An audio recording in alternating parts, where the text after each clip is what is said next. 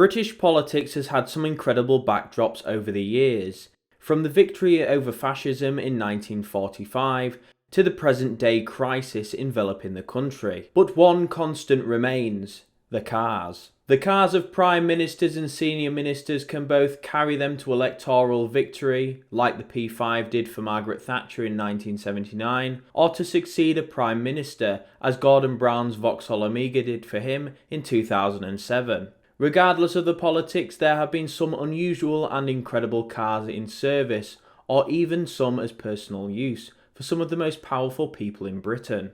From the Volvo V70 used by Reform UK's Nigel Farage to the unusual modifications to the government's XJs, this is the story of some of the most iconic and forgotten cars of British politics, from their time in service to the mystery of their current status.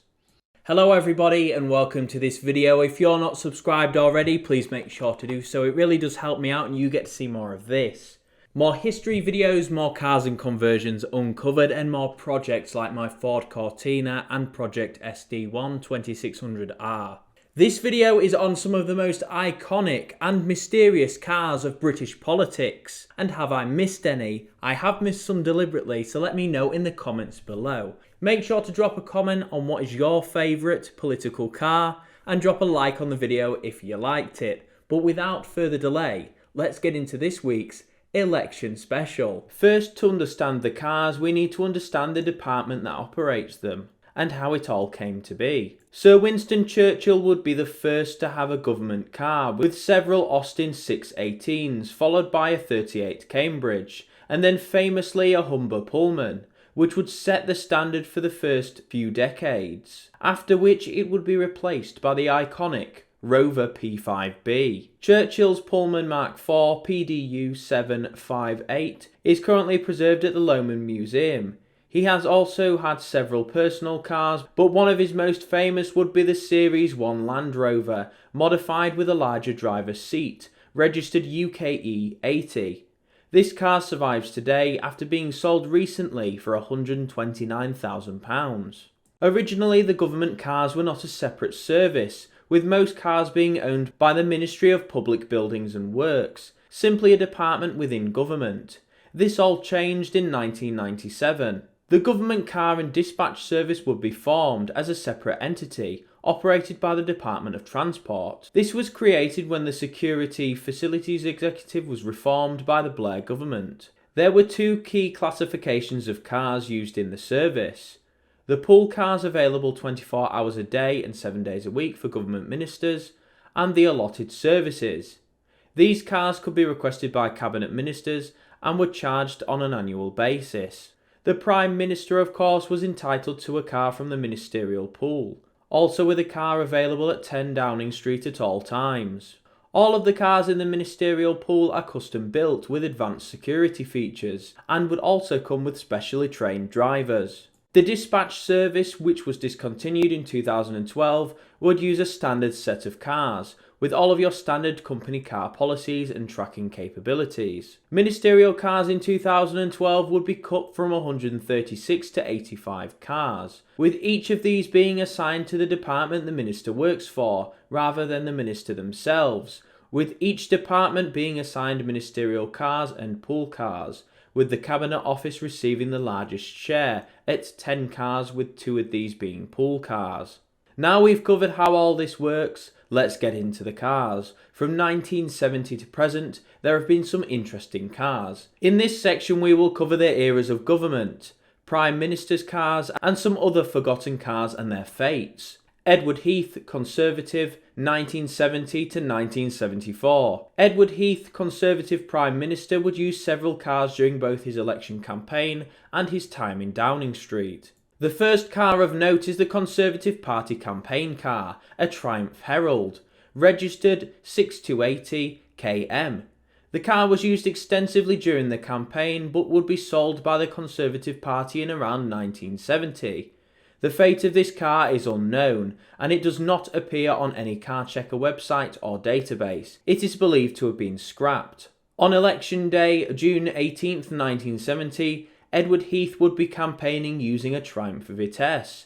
The fate and registration mark of this car is unknown. Edward Heath, elected in 1970, would ditch his campaign car and continue the tradition that began with his predecessor, Harold Wilson, who would ditch the iconic Humber Pullman for the Rover P5B in 1964. The car he would use as his primary mode of transport would be a Rover P5B, registered UGJ666F. This car would become a favourite of many, but would be retired from service. 2 years later, in 1972, an Icon would be purchased to replace it. A car like no other, PRK 315K, a Rover that would span decades, an icon that would carry several Prime Ministers until its retirement. Edward Heath, during his time as Prime Minister, would also own a Rover P6, despite not having a licence, as his personal car. This car would be registered JMX 815. The car is believed to have been scrapped. During his 1974 election campaign, Edward Heath would stand atop a Triumph Stag, registered FDU 735L. The fate of this car is currently unknown. Harold Wilson, Labour, 1974 to 1976. Before his appointment as Prime Minister as the leader of the opposition, Harold Wilson would use a Humber Super Snipe Series 1, with registration YXN 8L. This car would first appear in 1964 but would eventually be sold on. Its fate is currently unknown and is believed to have been scrapped. This car would be used to drive Harold Wilson in his previous 1964 general election. On at the time in 1973, the Vandenplas 4-litre R would be purchased, making it one of the few second-hand ministerial cars. Harold Wilson would take his 4-litre R into retirement with him in 1976 and retain it for personal use. James Callaghan, Labour, 1976 to 1979. Succeeding Harold Wilson in 1976, James Callaghan would continue the use of PRK 315K, but would also use another ministerial car, UFK 570R, another P5B. This car would be built in 1974, but registered to the MOD in 1977. The last set of P5s produced would be reserved for government use only and be purchased from Rover upon their completion. UFK 370R would be retired and appear again after 21 years of storage, selling on a classified site for £1,440. The fate of this car is currently unknown. Margaret Thatcher, Conservative, 1979 to 1990. Margaret Thatcher succeeded James Callaghan, ushering in 11 years of Conservative Party under her leadership. She would be swept into power in a P5B, registered GYE 329N. This car would become her ministerial steed, appearing in all manner of publications and at events.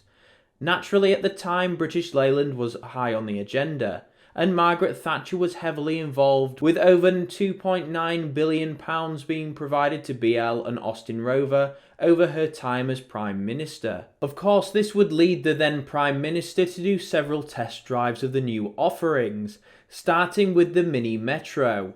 Its reg mark is unknown, but in 1983, the new offering from Austin Rover, the Maestro Vandenplas, would be tested, registered EAC 244Y.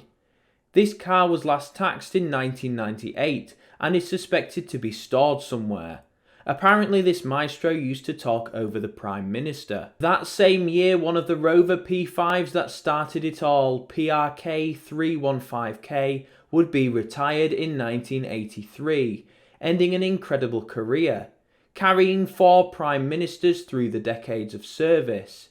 This car is currently at the British Motor Museum and is preserved. Link below if you'd like to visit.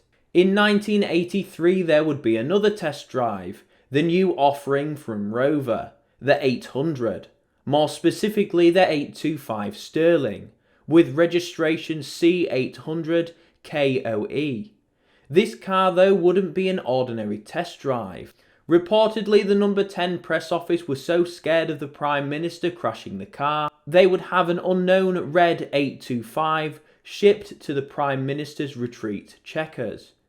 This would be used and test driven, but it is unknown what the registration of this car is, or its fate. C800 KOE, the car that was used for the photo op, would be last taxed in 1998, and its location is currently unknown. In the early 80s, Rovers would begin to be phased out. The 825 and Rover's previous offerings, according to insiders, were simply not good enough. This would lead to the Jaguar's XJ Series 3 replacing the Rover P5s, beginning with Margaret Thatcher. These cars would eventually replace all Rover P5Bs still in service.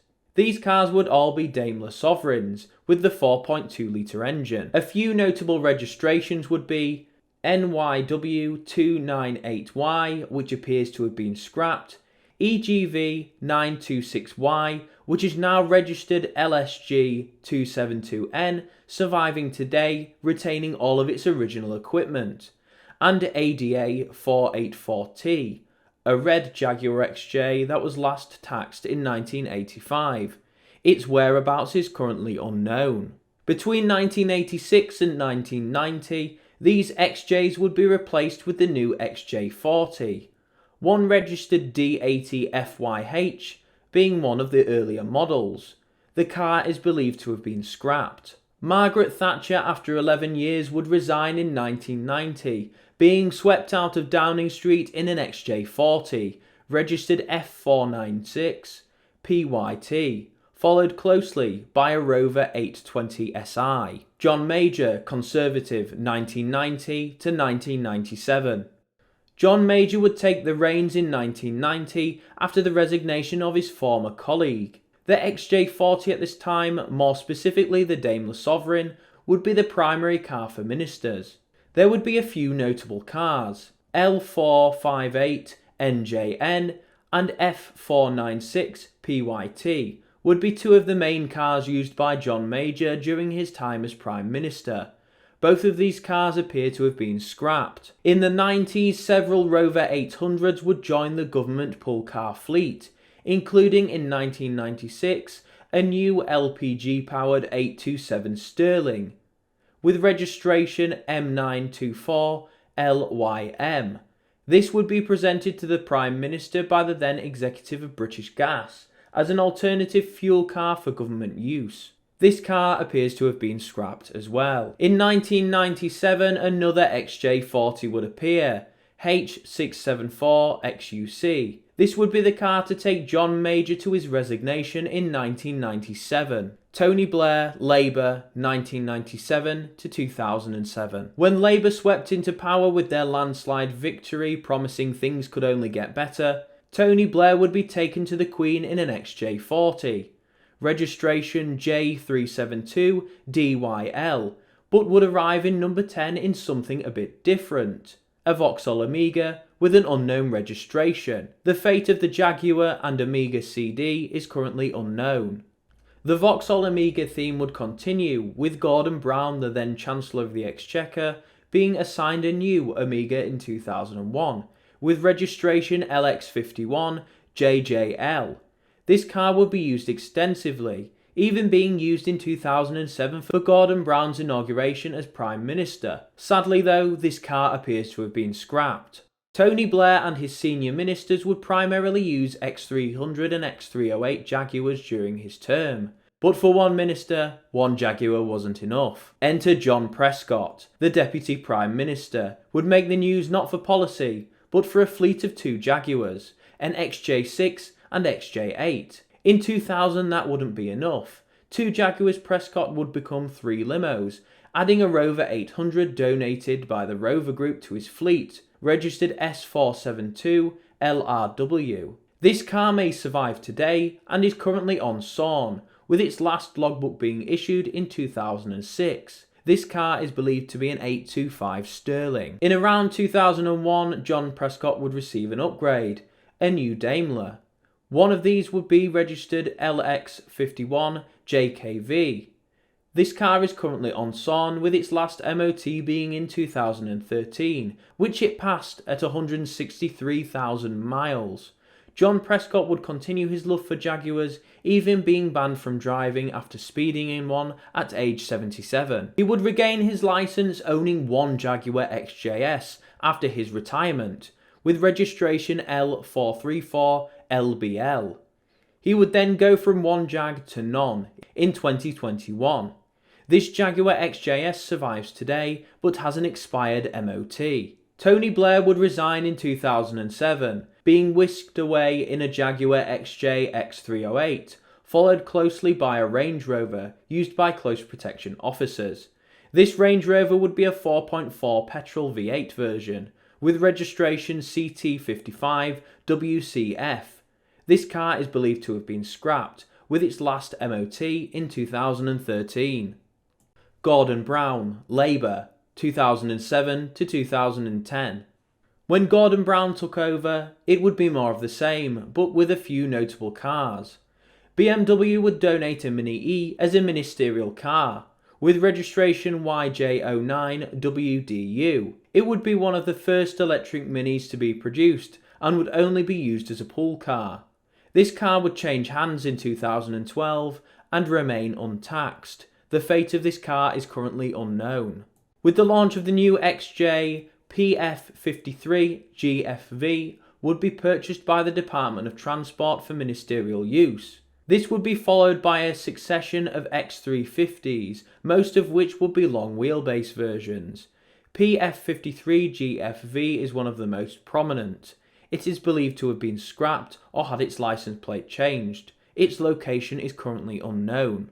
P5Bs GFV would be used extensively during Gordon Brown's time as Prime Minister, even up until the end in May 2010 with his resignation. David Cameron and his successors, Conservatives and rivals, 2010 to 2024. David Cameron's cars would be the usual long wheelbase XJs, but this time be replaced by the newer X351. Two notable cars would be used throughout his time as Prime Minister. PK60 PXG, which appears to have had its plate changed or has been scrapped, and a rare survivor, RJ60 HFE, which as of 2024 is taxed and MOT'd.